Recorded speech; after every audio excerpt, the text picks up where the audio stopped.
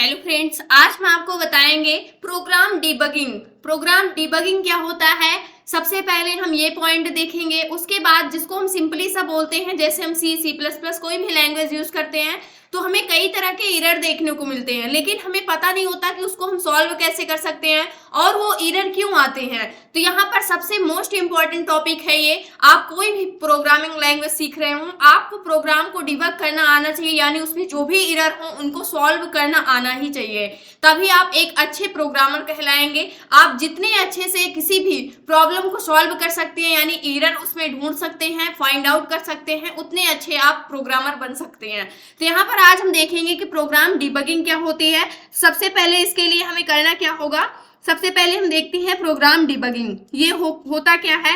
Debugging is the process of finding and resolving bugs. जो debugging होता है ये क्या होता है, किसी भी एरर को, यानी जो भी बग्स होते हैं, कंप्यूटर की लैंग्वेज में हम उसे क्या बोलते हैं, बग्स बोलते हैं। जो भी बग्स होते हैं उसको फाइंड करना और क्या करना, सॉल्व करना।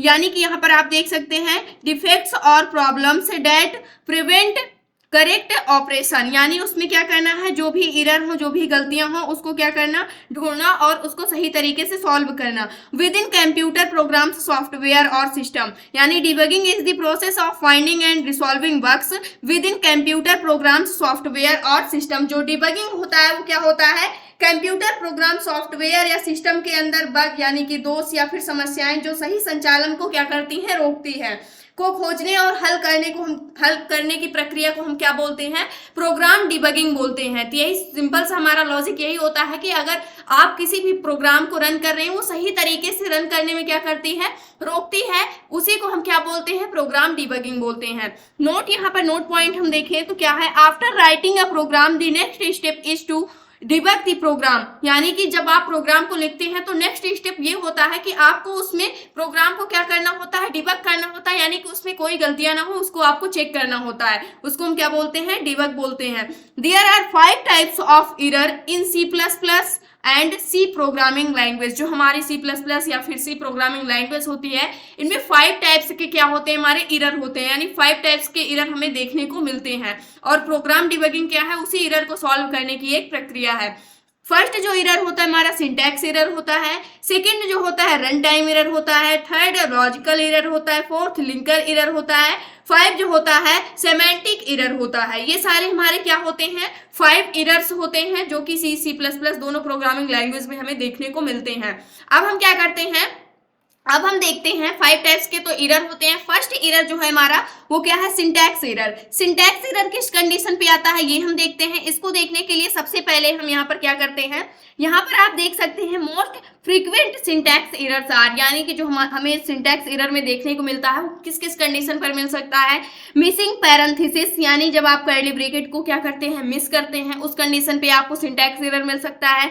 Printing the value of variable without declaring it, यानी कि अगर आप किसी भी वैल्यू को प्रिंट कर रहे हैं लेकिन उसका विदाउट वेरिएबल को डिक्लेयर किए हुए उस वैल्यू को प्रिंट कर रहे हैं, तो उस कंडीशन पे भी आपको सिंटैक्स एरर, जो एरर मिलता है वो हमारा सिंटैक्स एरर होता है। और थर्ड जो हमारा मिसिंग सेमीकोलन लाइक दिस, यानी कि जब भी हम क्या करते हैं, किसी भी सेमीकोलन को मिस कर देते हैं उस कंडीशन पे, यानी कहीं पर हम सेमीकोलन लगाना भूल जाते हैं तो वहां पर हमें क्या मिलता है, यानी कि सिंटैक्स एरर मिलता है। जैसे हम यहाँ पर देख सकते हैं जो हमारा ये फर्स्ट है, यानी यहाँ पर आप देखना चाहें अगर तो यहाँ पे सिंटैक्स एरर किस कंडीशन पे आ रहा है। यहाँ पे हमने क्या किया है, सबसे पहले हम देखते हैं जहां पर सेमीकोलन को मिस कर देते हैं, यहाँ पे ये हमें एरर दे रहा है। एरर क्या है, एरर एक्सपेक्टेड यहाँ पर सेमीकोलन बिफोर टोकन, यानी जो हमने ये पैरेंथेसिस लगा रखा है इससे पहले हमें क्या मिल रहा है, एरर मिल रहा है। अगर यहाँ पर आप सेमीकोलन लगा देते हैं तो एरर क्या हो जाता है, सॉल्व हो जाता है।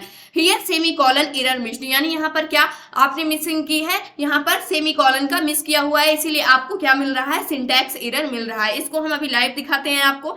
और सेकेंड एग्जाम्पल अगर हम लेते हैं सिंटैक्स एरर का, तो वो क्या है, यहाँ पर हमने क्या किया है, यहाँ पे हमने इसको तो लिखा हुआ है व्हाइल मेन फंक्शन के अंदर, यहाँ पे हमने एक फंक्शन बना रखा है, लेकिन हमने यहाँ पर व्हाइल लूप दिया है। व्हाइल कैन नॉट कंटेन यहाँ पर डॉट एज एन आर्गुमेंट। जो यहाँ पर हमारा व्हाइल लूप होता है, आपने व्हाइल लूप का अगर क्या पढ़ रखा हो, व्हाइल लूप की कंडीशन को पढ़ रखा हो, व्हाइल लूप को पढ़ रखा हो लूप में, तो यहाँ पर आपको पता होगा जब भी हम व्हाइल लूप को लिखते हैं तो यहाँ पर व्हाइल लूप के बाद आपको क्या देना होता है, कंडीशन देना होता है। यहाँ पर आप कंडीशन या फिर कोई एक्सप्रेशन पास करते हैं, तो इसलिए इसके अंदर ये डॉट को नहीं लेता है, ये इसलिए यहाँ पर ये क्या दे रहा है, एरर दे रहा है, expected unqualified ID before token. यानी आपने क्या दिया है, ये क्वालिफाइड नहीं है, यानी ये चीज यहाँ पर नहीं लिखी जा सकती है, इसलिए भी आपको क्या दे रहा है, यहाँ पर ये सिंटैक्स एरर दे रहा है। अगर यहाँ पर आप कोई भी कंडीशन लिख देते हैं तो ये ऑटोमेटिक क्या हो जाएगा, सॉल्व हो जाएगा। यहाँ पर हमने जो भी प्रिंट कर रखा है इसके लिए मिलेगा ही नहीं, क्योंकि हमारे व्हाइल लूप में कंडीशन लेता है, ना कि कोई डॉट ऑपरेटर लेगा। यानी ऐसा आर्गुमेंट ये कोई भी ऑपरेटर को नहीं लेता है। यहाँ पर इसके लिए आपको कंडीशन देनी होती है, ये हमारा सिंटैक्स एरर होता है। अगर इसको हम आपको लाइव दिखाए तो यहाँ पर आप देख सकते हैं, फर्स्ट जो हमारा सिंटैक्स एरर था वो कौन सा था, जिसमें हमने सेमीकोलन मिस किया हुआ था। इसको रन करते हैं इस प्रोग्राम को, तो आप देख सकते हैं क्या दे रहा है, जो लाइन नंबर क्या है हमारी 12 है, उससे पहले हमारा एरर आ रहा है एक्सपेक्टेड यहाँ पर सेमीकोलन बिफोर टोकन। यानी कि इसके पहले अगर यहाँ पर आप सेमीकोलन को लगा देते हैं तो ये एरर क्या हो जाएगा, सॉल्व हो जाएगा। इसके बाद हम क्या करते हैं, अगर इसको रन करते हैं तो ये हमारा जो क्या कहते हैं कोड है वो सक्सेसफुली रन हो चुका है और यहाँ पर आपको आउटपुट मिल गया है। तो इस प्रकार से हम सीरियल एरर जो हमारा होता है उसको हम डिबग करते हैं, यानी कि उसको सॉल्व करते हैं उसकी प्रॉब्लम को। नेक्स्ट जो हमारा सिंटैक्स एरर का एग्जांपल था वो क्या था, यहाँ पर इसमें भी हमारा सिंटैक्स एरर था, जहां पर व्हाइल लूप में आ रहा है। इसको अगर हम रन करते हैं तो आप देख सकते हैं, तो यहाँ पर expected unqualified ID before token, यानी इसके पहले आपको क्या मिल रहा है, एरर दे रहा है इस आईडी के पहले। यहाँ पर क्या, क्योंकि ये क्या नहीं लेता है, कोई भी ये सिंबल को नहीं लेता है, यानी कोई भी ऑपरेटर को नहीं लेता है। आपको यहाँ पर कंडीशन देनी होगी। अगर मान लो मैं यहाँ पर कोई कंडीशन ही देना चाहूँ, अगर मान लो मैं सिंपली साथ 0 = 0 दे देती हूँ यहाँ पे, फिर देखते हैं क्या ये रन करता है। यहाँ पर हमने कुछ भी डिक्लेयर नहीं किया है, लेकिन हमने एक कंडीशन दे दी है जो इनफाइनाइट टाइम तक दे दी है। आप यहाँ कोई भी लॉजिक अगर कोई भी कंडीशन देते हैं, जितनी टाइम्स तक आप लूप को एग्जीक्यूट करना चाहें तो आप दे सकते हैं, और आपका कोड क्या होगा, सक्सेसफुली रन हो जाएगा। यहाँ पर जो हमें क्या मिल रहा है, अनडिफाइंड, यानी यहाँ पर जो हमारा लूप चल रहा है इसकी कोई लिमिट नहीं है, यानी कि ये कहां तक जा रहा है इसकी कोई लिमिट नहीं है। ये जब तक हमारी मेमोरी पूरी तरह कंप्लीट नहीं भर जाती है तब तक ही हमारा कोड क्या होता रहेगा, रन होता रहेगा। इसलिए यहाँ पर सिंपली से हमने सॉल्व करके आपको बताया है कि इस एरर को आप कैसे सॉल्व करते हैं। यहाँ पे हमने सिंपल सा एक कंडीशन दे दिया है, जिसकी वजह से जो हमारा सिंटैक्स एरर आ रहा था वो क्या हो चुका है, हट चुका है। तो इस प्रकार से हम इस एरर को सॉल्व करते हैं जो हमारे सिंटैक्स एरर आते हैं। नेक्स्ट एरर की हम बात करते हैं, तो नेक्स्ट एरर हमारा क्या होता है, रन टाइम एरर। अब देखते हैं रन टाइम एरर क्या होता है।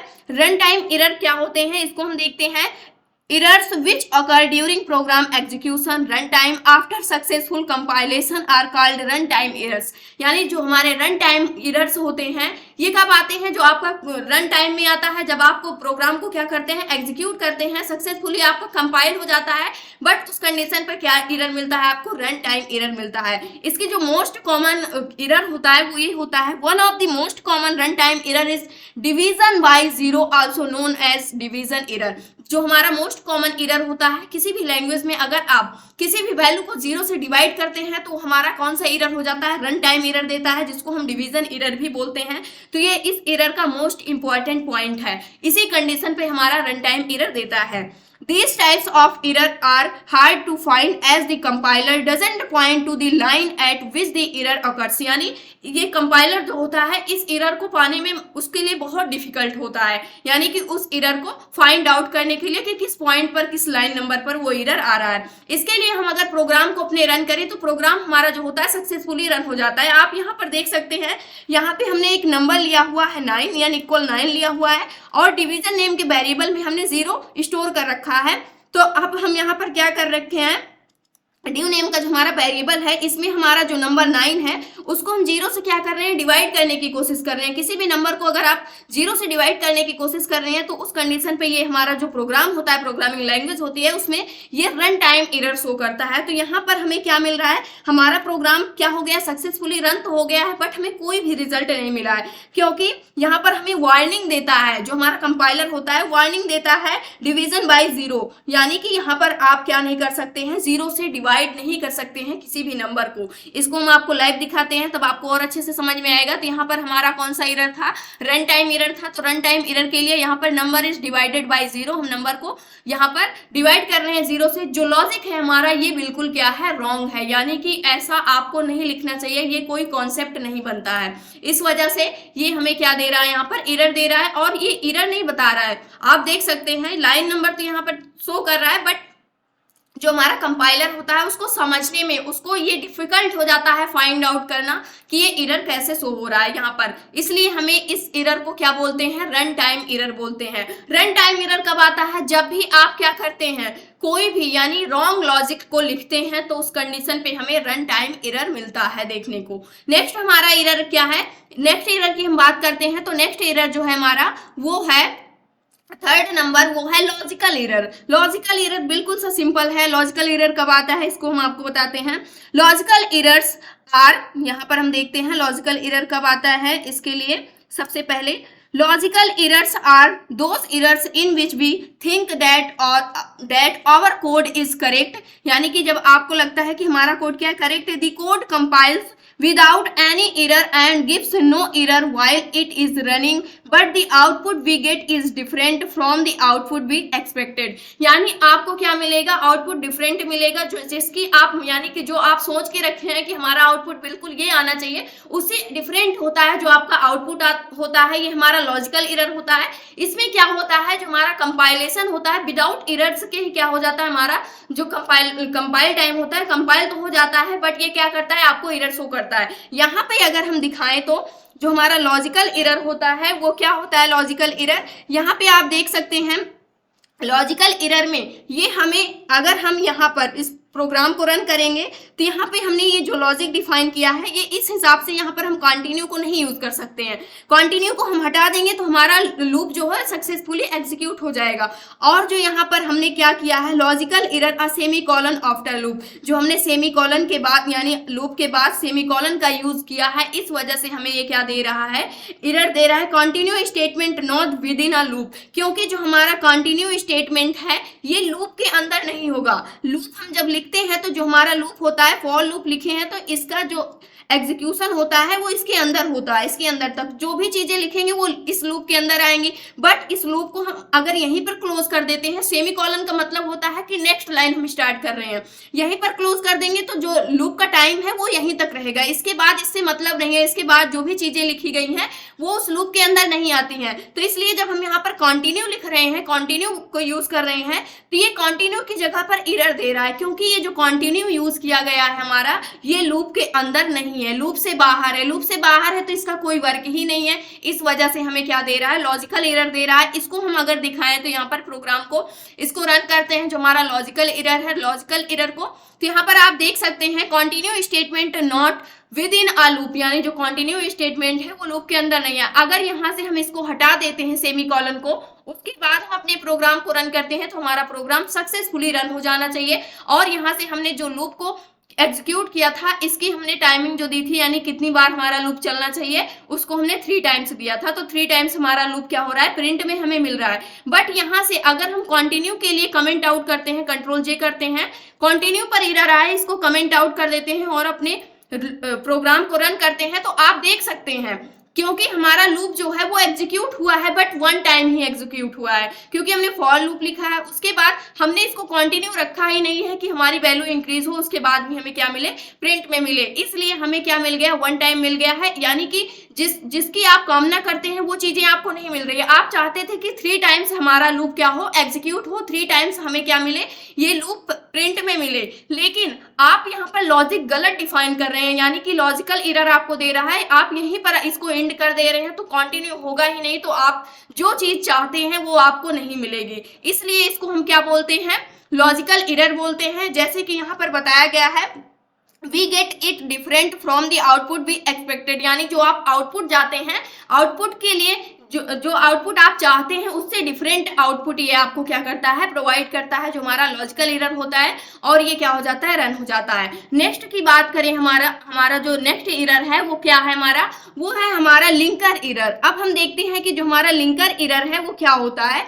Linker error one of the most common linker error is writing main instead of main, यानी जब हम यहाँ पर मेन फंक्शन को हमें क्या हमेशा स्मॉल लेटर में लिखना होता है, क्योंकि जो हमारे कोड होते हैं C plus plus programming language में, इन सभी को हमेशा हमें किस में लिखना होता है, स्मॉल लेटर में, यानी कि अपर केस में नहीं लिख सकते हैं हम इसको। इसीलिए हमें ये क्या देता है, जो लिंकर एरर का सबसे मोस्ट इंपॉर्टेंट यहाँ पर एग्जांपल है वो है हमारा मेन फंक्शन। जैसे कि हमने यहाँ पर मेन लिखा हुआ है, जो कैपिटल लिखा है एम मेन का, यहाँ पर here main should be main, यानी कि इसकी जगह पे ये होना चाहिए, इसलिए हमें क्या दे रहा है, यहाँ पर लिंकर एरर दे रहा है। तो आप समझ सकते हैं कि लिंकर एरर किस कंडीशन पे आता है, जब भी हम किसी भी चीज को लिंक करते रहते हैं, वहां पर हम अगर कुछ भी गलत कर देते हैं तो उस कंडीशन पे हमें क्या देता है, लिंकर एरर देता है। इसका प्रोग्राम हम आपको दिखाते हैं। यहाँ पर जैसे ही हम रन करते हैं, यहाँ पर आईडी यानी ID return one exit status, जब भी आपको ये एरर देखने को मिले यहाँ पे ID 1 एग्जिट स्टेटस, तब आपको देखना होगा कि हमारे जो प्री डिफाइंड क्या चीजें हैं, यानी जो भी चीजें हमारी प्री डिफाइंड है उसको हम यूज कर रहे हैं तो हमेशा स्मॉल लेटर में ही यूज होनी चाहिए, उसे हमें कैपिटल में नहीं रखना चाहिए। अदरवाइज हमें क्या मिलेगा, लिंकर एरर मिलेगा, क्योंकि यहाँ पर हम जो हमारा मेन फंक्शन होता है, यहीं से हमारे प्रोग्राम का एग्जीक्यूशन स्टार्ट होता है, सारी चीजें लिंक होती हैं।